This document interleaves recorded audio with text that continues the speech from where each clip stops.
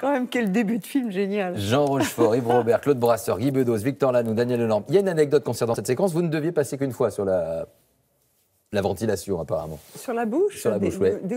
Oui. Mais je suis passée. Heureusement qu'on a fait un essai, parce que j'allais me lancer tout de suite comme ça. Et ils avaient mis la soufflerie trop fort et la grille a sauté. Et la grille a sauté la première fois. Qu'est-ce que vous regardez encore comme en mémoire de cette équipe-là? Elle est incroyable. Brasseur, Bedos, Lanoux, Daniel Delorme, Yves Robert. C'est-à-dire, je les ai peu croisés dans le film. Oui, parce qu'à chaque fois, vous avez aux séquences. Et oui, c'était surtout avec Rochefort. Quoi. Mais c'est vrai que les autres étaient, pour certains, des amis dans la vie. Mais on n'a pas beaucoup joué ensemble, en fait, dans le film. Votre histoire avec le cinéma, elle est marquée, bien évidemment, par une rencontre.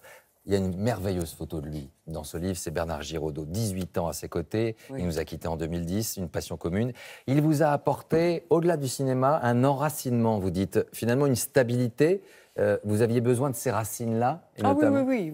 Mais il était temps, d'ailleurs, pour lui comme pour moi. Vous savez que les gens se rencontrent, c'est parce que de part et d'autre, il y a la même nécessité, tout à coup.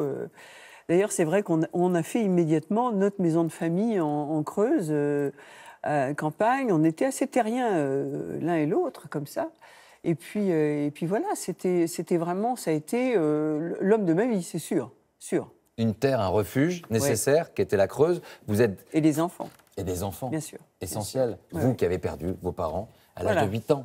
Oui, qui avait un mal fou à faire des enfants, effectivement. C'était renoué avec le danger de perte, c'était terrible, quoi. C'est aussi cela que vous retrouvez dans la terre, dans le travail de la terre aussi, retourner aux origines des choses. Oui, aussi, on a pour beaucoup quand même dans cette France dont on parle des origines paysannes. On n'a pas remonté généralement très très loin. Hein.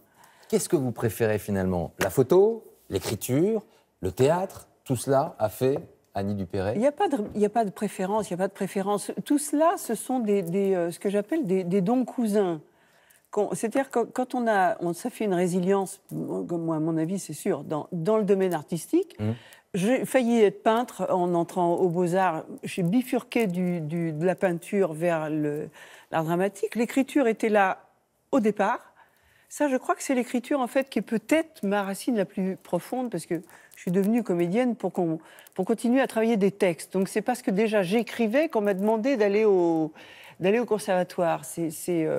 Et tout ça, c'est de la pâte, quoi. C'est de la même pâte artistique, je pense. Oui. Merci, Annie Dupéret. 20h30, c'est aussi des coups de cœur du théâtre. Donc, Les Chats de hasard, c'est vous qui êtes sur scène, oui, évidemment. Oui. Une lecture très agréable. en musique tirée de l'un de vos livres au théâtre, Édouard VII. Et voilà. c'est jusqu'au 30 décembre. Voilà. Pupille, signé Jeanne Hériste, également l'un des coups de cœur de 20h30 cette semaine. Élie Bouchez, Sandrine Kiberlin et Gilles Lelouch. Et un concert et une tournée, celle d'Étienne Dao. Après l'Olympia, il fait un petit peu le tour de France. Nancy, Metz, Annecy, Tours et Rennes. Merci à vous. Merci Daniel Cohn-Bendit. Et bon courage pour la suite d'analyser tout cela et nous faire vivre tout cela. C'est pas mon courage. Il faut que le président Macron ait la lucidité et le courage de frapper un grand coup. Un grand coup. À demain. Merci. Tout de suite du cinéma avec le grand partage signé Alexandre Leclerc, Karine Viard, Didier Bourdon et Valérie Bonneton. Passez une très belle soirée sur France 2.